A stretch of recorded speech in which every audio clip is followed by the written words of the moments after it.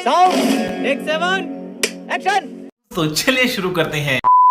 2018-19 में Congress party ITR file ना करे, उसके बाद जब आप लोग आईटीआर तक अपीलेट ट्रिब्यूनल तक गए, वहां से रिलीफ नहीं मिला, हाईकोर्ट से रिलीफ नहीं मिला, तो बैठ के एक प्रेस कॉन्फ्रेंस करके कि देश में लोकतंत्र खतरे में है। अरे ये तो एक वो मतलब आम लोगों को, हम सबको इनकम टैक्स रिटर्न फाइल करना ही पड़ता है, जो नहीं करेगा उसको फिर खामियाजा भुगतना पड़ता है। इसमें आप कैसे स्पेशल है क्या कि आप लोगों का खाता सीज हो जाए तो देश में लोकतंत्र खतरे में है? रुक, तेरे को बताते तेरी माँ की। सबको मेरा नमस्कार। अंजना जी, आपके माध्यम से आपके व्यूअर्स को भी आपके सवाल में ही आपका जवाब है। और अभी जैसे कि 4:30 पौने 5 मिनट वो बोले, मुझे भी उतना टाइम दे दीजिएगा, मैं आपको समझा दूंगी कैसे। आपने बहुत सही सवाल पूछा है। क्या हम एक्सेप्शनल हैं? बिल्कुल नहीं है। कि हम भी बिल्कुल आपकी तरह इनकम टैक्स फाइल करके वही रूल से गवर्न होना चाहते हैं जैसे आप गवर्न होती हैं। लेकिन मैं कुछ बातें पहले रख देना चाहती हूँ। 18वीं लोकसभा के लिए चुनाव घोषित हो चुका है। आज से 30 दिन से कम में, आज से 28 दिन में पहले फेज का वोट पड़ जाएगा। कुछ बातें समझनी जरूरी है कि क्या हो रहा है। पहले फेज का वोट 28 दिन में पड़ जाएगा। ऐसे में इस देश के प्रमुख विपक्षीय दल भारतीय राष्ट्रीय कांग्रेस के अकाउंट फ्रीज कर दिए गए हैं। मगर क्यों? इनकम टैक्स डिपार्टमेंट ने बिना हमें बताए, बिना हमें नोटिस भेजे, डायरेक्ट हमारे बैंक अकाउंट से करीब 115 करोड़ रुपए हड़प लिए हैं। चीटिंग करता है तू। ये उस वक्त हो रहा है जब चुनाव में हमें प्रचार के लिए, प्रसार के लिए, आवागमन के लिए, रैली के लिए, कैंडिडेट्स के लिए पैसा चाहिए, बैंक अकाउंट फ्रीज है। मैं दो बातें कहना चाहती हूँ, मैं बताती हूँ उसको क्यों लोकतंत्र से जोड़ना जरूरी है। मेरा आपका कोई पुरानी लड़ाई है अंजना जी, हमारी कभी बहस हो गई, मुझे आपके खिलाफ या आपको मेरे खिलाफ पुलिस एक्शन लेना था। अब मैं वोटिंग के लिए जा रही हूँ, जिस दिन आप उसी दिन पुलिस एक्शन ले लेती हैं, तो मैं वोटिंग में नहीं जा पाती हूँ, मैं पुलिस एक्शन में के अंतर्गत आ जाती हूँ। यही नहीं, अभी और सुनिए। तो प्रोसेस जो है ना, वो सोच समझ के किया गया है। ये 4 साल पुराना केस था, बैंक अकाउंट तो पहले ही फ्रीज हो सकते थे। ये पैसा जो डिमांड करके नाम पर हड़पा जा रहा है, ये पहले लिया जा सकता था। और आपने एक बात बिल्कुल सही कही थी, हम कोई अलग है? बिल्कुल नहीं, हम बिल्कुल खासदार नहीं है, हम बिल्कुल आम है। और इसीलिए मैं आपसे पूछना चाहती हूँ कि अगर आपके इनकम टैक्स में या मेरे इनकम टैक्स में या इस पैनल के किसी भी इनकम टैक्स में डिस्क्रिपेंसी होती है, कोई डिमांड आती है जिसको मैं कॉन्टेस्ट करती हूँ, तो उसका सीधा सा इनकम टैक्स एक्ट के अंतर्गत प्रोविजन है, 20% पैसा जमा करो और सारा केस लड़ो। ये सब करते हैं, आप भी करती है, ये मैं भी करती हूँ। इनकम टैक्स असेसमेंट ऐसे ही होता है। अगर 135 करोड़ का ही 20% जमा करें, 27 करोड़ जमा कर लेते। ये एक के बाद एक हमारा हड़प क्यों रहा है पैसा, ये मैं समझना चाहती हूँ। इन्होंने हमारे बैंक अकाउंट कैसे सीज कर दिए? और अगर कोई 6 साल के भी बच्चे से आप पूछेगा तो वो बताएगा कि किसी भी चुनावी तंत्र के दौरान, चुनाव से 4 हफ्ते पहले अगर सबसे प्रमुख विपक्षीय दल के बैंक अकाउंट को सीज किया जाता है, और अगर ये अलोकतांत्रिक और अगर ये लेवल प्लेइंग फील्ड को डिस्ट्रॉय और डिसरप्ट और खत्म, बर्बाद नहीं कर देता है, तो क्या करता है? मैं ये पूछना चाहती हूँ। और एक बात छोटी सी कह के उसके बाद आप बिल्कुल आगे बढ़ जाइएगा। आप भी परिवार चलाती है, मैं भी परिवार चलाती हूँ, आपका भी सम्मिलित अकाउंट होगा, मेरा भी सम्मिलित अकाउंट है। अकाउंट सीज हो जाए और घर में खर्चा ना रहे, क्या हालत होगी? कहां से खर्चा होगा? मैं तो ये पूछना चाह रही हूँ। मैं पूछना इसलिए चाह रही हूँ क्योंकि लोकतंत्र में प्रचार, प्रसार, रैली, कैंडिडेट, तमाम चीजों के लिए पैसा चाहिए होता है। आज संस्थाओं को भी यह सोचना है कि क्या प्रमुख विपक्षीय दल के हाथ बांधकर, पैसे पे हड़प लगाकर आप चुनाव कराइएगा? ये सवाल है। और जिस तरह की प्रेस कॉन्फ्रेंस और जिस तरह के उल जलूल की दलीलें और आधा झूठ और पूरा सच रविशंकर प्रसाद जी ने अपनी प्रेस कॉन्फ्रेंस में बोला, मुझे थोड़ी सी उनकी स्थिति दयनीय लगी। वो अच्छे वकील हैं, वो सब कुछ जानते और समझते हैं, लेकिन क्या क्या करना पड़ रहा है बने रहने के लिए, ये सामने दिख रहा है। सिंपल सी लाइन है, लोकतंत्र में चुनाव के दौरान क्या प्रमुख विपक्षीय दल को या 4 साल पहले कर लेते, आप अभी क्यों जागे?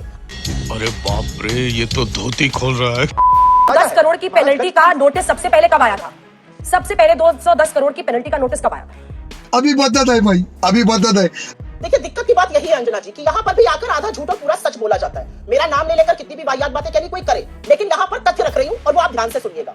2 चीजें होती हैं। कोई वकील अपने आप को कहता है, मुझे तो पता नहीं वकालत कहां से पड़ी क्योंकि समझ में थोड़ा कम आ रहा है। गजब बेइज्जती है। जुलाई 2021 में हमारे पास पहला ऑर्डर आया और 28 अक्टूबर 2021 को उसका स्टे खारिज हो गया। तो हम थोड़ी जाएंगे देने। अक्टूबर 2021 से फरवरी 2024 तक इनकम टैक्स डिपार्टमेंट हमें डिमांड नोटिस नहीं दे रहा है। क्यों नहीं दे रहा डिमांड नोटिस? और उनको चुनाव के 2 महीने पहले हमें डिमांड नोटिस देने के बजाय हमारा बैंक अकाउंट फ्रीज करना और बैंक से हड़पना सूझता है।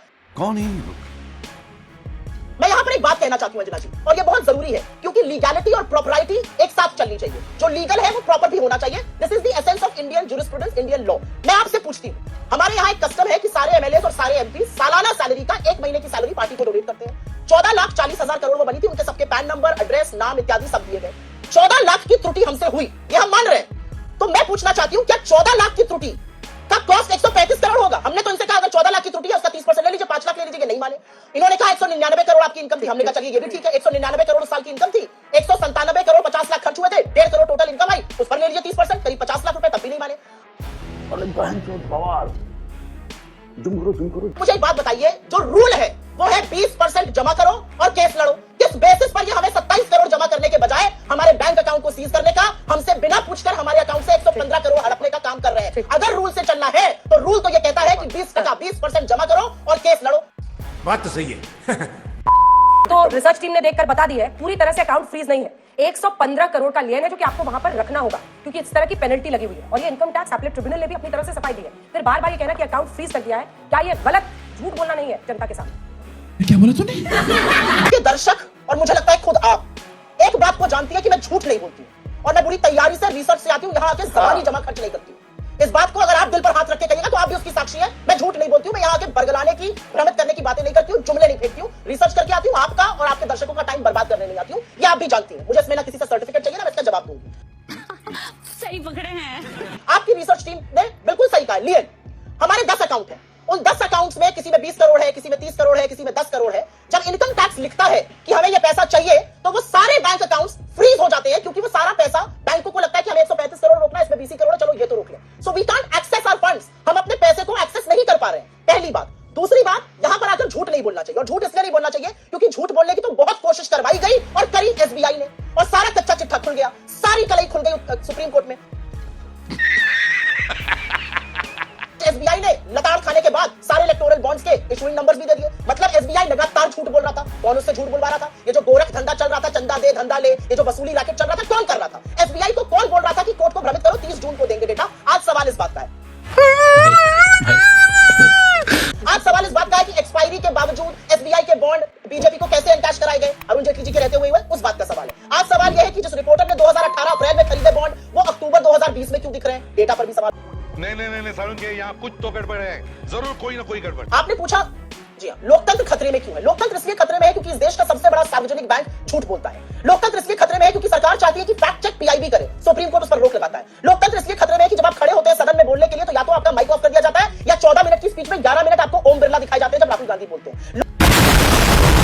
इसलिए खतरे में है कि निष्पक्ष पत्रकारों के ऊपर नए कानून लगाए जाते हैं कि उनको अब यूट्यूब का जब तक वो लाइसेंस नहीं लेंगे तब तक यूट्यूब चैनल नहीं चला सकेंगे। अगर ये लोकतंत्र को खतरे में नहीं करता है तो ठप्पा लगाकर लोकतंत्र को खतरे में करने का काम है कि चुनाव के पहले मुख्य विपक्ष को पैसा विहीन कर दो। लेकिन मैं आपके चैनल पर एक बात कहती हूं, इस बात को जैसे बीजेपी ट्विस्ट कर रही है ना, ट्विस्ट मत कीजिए, क्योंकि इस देश की जनता के विवेक पर मुझे पूरा भरोसा है, अपने साहस पे पूरा भरोसा है, अपने नेतृत्व पे पूरा भरोसा है।